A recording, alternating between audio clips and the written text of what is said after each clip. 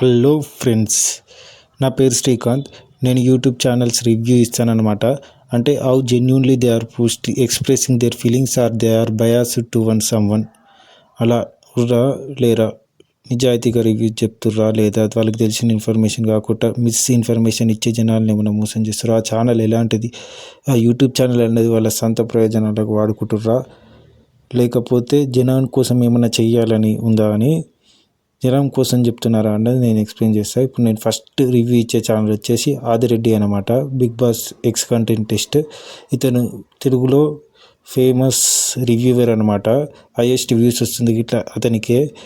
ఈ ఐడియాతో అతను నాకు తెలిసిన నేను ఇప్పుడు రివ్యూస్ క్లియర్గా ఎక్స్ప్లెయిన్ చేస్తాను. ఇతను సీజన్ ఫస్ట్ 2-3 సీజన్లో ఎవరైతే మంచిగా ఆడతారో, అతనికి నచ్చుతారో ఇక వాళ్ళ గురించి మంచిగా చెప్తాడు. అతనికి ఎవరైతే నచ్చనట్టుంటారో ఇక వాళ్ళు ఎంత మంచిగా చేసినా 100% మంచిగా చేసినా 20% మంచిగానే అంటాడు. అదే అతనికి ఫస్ట్ 2-3 వీక్స్లో నచ్చితే మాత్రం అతను జస్ట్ 20% మంచిగా చేసినా ఎక్సలెంట్, సూపర్, తోర్పు తురుము అంటాడు. దీని ఎగ్జాంపుల్ ఏంటంటే ఇప్పుడు నిఖిల్ ఉన్నాడు కదా, కన్నడ బ్యాచ్లతో కలిసి ఉంటుండు కానీ అతను 20% తప్పు, 10% తప్పు, మిగతా వాళ్ళది ఎక్కువ తప్పు. తప్పు చేసిన వాళ్ళతో ఎందుకు కంపేర్ చేస్తున్నావు? నువ్వు నిజమైన నువ్వు అయితే తప్పు చేయని వాళ్ళతో కంపేర్ చేయి. గ్రూప్ గేమ్ ఆడని వాళ్ళతో కంపేర్ చేసినప్పుడు నిఖిల్ 100% తప్పు అవుతుంది. కానీ ఇతను ఎవరితో కంపేర్ చేస్తుండ్రు? నిఖిల్ని ప్రేరణతోటి, యష్మితోటి, పృథ్వీతోటి కంపేర్ చేస్తుంది కాబట్టి 20% తప్పు, 30% తప్పు అని. ఇక్కడ కూడా నేను ఈయనే చూస్తున్నాను. 20% తప్పు, 30% తప్పు ఉంటాడా ఎక్కడైనా? ఇప్పుడు ఫర్ ఎగ్జాంపుల్ ఆదిరెడ్డి గారు ఎవరైనా 4 మెంబర్స్ వచ్చి కొట్టిరు అనుకో, ముగ్గురు ఎక్కువ కొట్టిరు, ఒక అతను తక్కువ కొట్టిండు, అంటే కొన్ని దెబ్బలు కొట్టిండు, అతను ఇట్లా కొట్టిండు. కొడితే ముగ్గురు మీద పోలీసులు కేసు పెడతారు కానీ దీని మీద తక్కువ, ఒక సెక్షన్ తక్కువ కేసు పెడతారా? జడ్జికి ఇట్లా నలుగురికి సమానమైన శిక్ష చేస్తాడు కానీ ఒకరికి వీడు 2 దెబ్బలే కొట్టిండు కాబట్టి ఇంటికి తక్కువ శిక్ష చేస్తాడు, వీళ్ళు 3-4 దెబ్బలు కొట్టిరు కాబట్టి దెబ్బల్ని బట్టి శిక్ష చేస్తాడా? ఏమంటే తప్పు అన్నది తప్పే. ఆ తప్పును ఈయన మంచిగా కవర్ చేసుకుంటూ వస్తుండో ఇతనికి ఎక్కువ వ్యూస్ ఉన్నాయని నాకు తెలిసి ఇతని రివ్యూస్ మాత్రం చాలా బయాస్డ్గానే ఉంటాయి. ఆయన ఫస్ట్ 2-3 వీక్స్లో ఎవరైతే మంచిగా అనిపిస్తారో వాళ్ళకే చెప్తాను. నేను సీజన్ 4 నుంచి చూస్తున్నా అతని రివ్యూస్. సీజన్ 4లో ఇట్లా అభిజిత్ గెలవడానికి కారణం ఇతను లేపడం వల్లనే. నేను ఆ వీడియోస్ ఇప్పుడు ఆయన ఉండు కదా, నేను ఛాలెంజ్ చేస్తున్నా, ఆ రివ్యూస్ ఇప్పటి వరకు ఆ యూట్యూబ్లో ఉంటే ఒకసారి చెక్ చేయమనండి. అభిజిత్ కొంచెం చిన్న పాయింట్ అయినా మంచి ఎగ్జాక్రేట్ చేసి పెద్ద చెప్పిండో, అదే అఖిల్ కొంచెం ఎక్కువ మంచిగా పని చేసినా కానీ కొంచెం తక్కువ చేసి దాన్ని అంత మంచి పని ఏం కాదు చిన్నది అలా చేసి చెప్పిండు.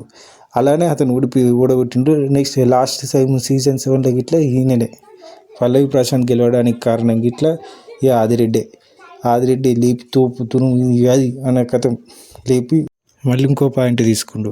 మనమందరం ఇండియన్స్, ఇట్లా కన్నడ తెలుగు అని డిఫరెన్షియేట్ చేయకూడదు అని అంటుండు. డిఫరెన్షియేట్ చేసింది మనం కాదు, వాళ్ళే. కన్నడ వాళ్ళందరూ ఒక దగ్గర అయ్యి వాడుతుంది వాళ్ళే. నేను ఒకటి అడుగుతున్నా ఆదిరెడ్డి గారిని, మరి ఇది మన తెలుగు బిగ్ బాస్ కదా, ఎవరైనా బిగ్ బాస్ చూస్తున్న వాళ్ళే ఓట్లు వేయాలి.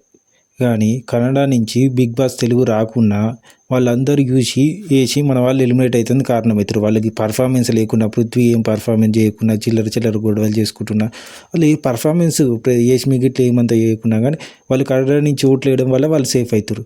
మరి మన తెలుగు బిగ్ బాస్ కాబట్టి వాళ్ళు కన్నడ నుంచి ఓట్లు వేయనియొద్దు, ఆ రీజియన్లోనే తీయొద్దు. అట్లా వేస్తారు కాబట్టి వాళ్ళు సర్వైవ్ అవుతారు.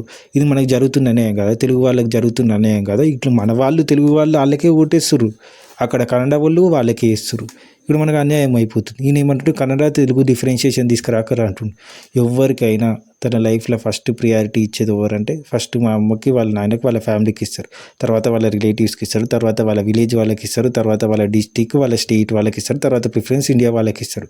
ఇక్కడ మన స్టేట్లోనే మనకు దొరికిపోతారు కదా వీళ్ళు, మన వాళ్ళని మన కోసం చేస్తారు అని. మన ఎకనామీకి ఏదైనా ఉపయోగపడేది మన స్టేట్ వాళ్ళే దేనికైనా. కాబట్టి మనం ఇలా డిఫరెన్షియేట్ ఎందుకు చేయొద్దు? వాళ్ళ వల్ల మనకు నష్టం అవుతున్నప్పుడు ఎందుకు చేయొద్దు?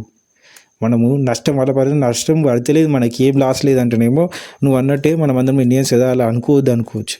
కానీ వాళ్ళ వల్ల మనకు నష్టమవుతున్నప్పుడు మనం ఎందుకు డిఫరెన్షియేషన్ తీసుకురావద్దు తెలుగు కన్నడ అని? వాళ్ళే తీసుకొచ్చినప్పుడు ఫస్ట్ అయితే నువ్వు మన డిఫరెన్షియేషన్ వచ్చిందల్లా వాళ్ళ వల్లనే. ఇప్పుడు కన్నడ నుంచి వాళ్ళు ఉత్తనే ఓట్లేస్తారు, బిగ్ బాస్ చూడకుండా ఏది చూడకుండా వచ్చి వాళ్ళు కన్నడ వాళ్ళని వాళ్ళు వేసుకోవచ్చు, వాళ్ళు కన్నడ వాళ్ళని. మనం తెలుగు వాళ్ళు మాత్రం తెలుగు వాళ్ళకే వేయొద్దంట. మనం అందరం ఇండియన్స్, తెలుగు వాళ్ళకి ఇట్లా కన్నడ వాళ్ళకే ఏమంటుండు చెప్తున్నా కదా. ఇతను రివ్యూస్ అని పక్క ఇట్నే ఇస్తాడు, అంతా ఇన్ఫర్మేషన్ చేసి మిస్గైడ్ చేస్తుండు మొత్తం వ్యూవర్స్ ఎక్కువ అని. మీరు మాత్రం జాగ్రత్తగా ఉండండి ఫ్రెండ్స్. మీరు మాత్రం మీకు నచ్చిన కంటెస్టెంటే వేయకండి. నేను ఫస్ట్ చెప్పిన రివ్యూసే చూడకండి. ఫస్ట్ మీ రివ్యూస్ చూడకండి, మన తెలుగు వాళ్ళకే మీ ఇష్టం వచ్చేలకు ఓటేయండి. ఈ వీడియో నచ్చితే please like, share and subscribe to my channel. Please stay tuned for more update.